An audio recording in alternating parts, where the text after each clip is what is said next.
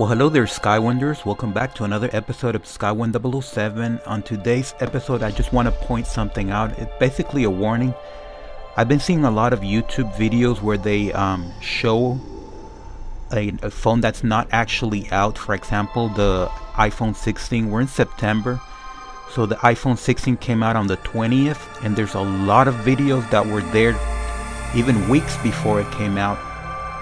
People pretending to be showing a comparison between the iPhone 16 and the 15. I do want to warn people that these videos are fake. They're getting millions of views and they are just completely fake.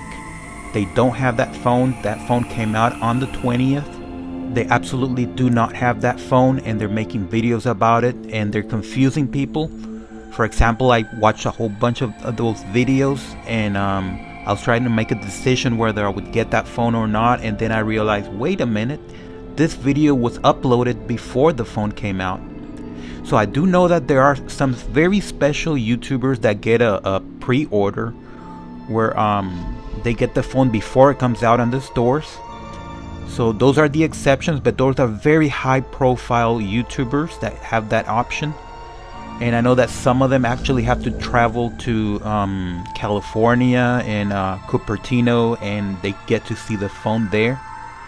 That's the grand exception. The vast majority of the YouTubers that you see reviewing phones, especially the iPhone, take a look at the dates and make sure that the date makes sense, that they're not presenting you a phone that hasn't yet come out.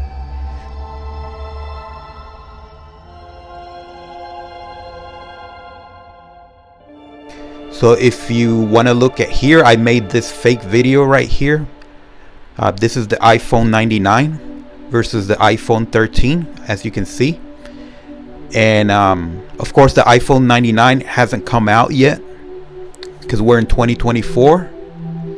And if you're watching this video in the future, you can research that back in 2024 the latest iPhone was the iPhone 15 that came out in September.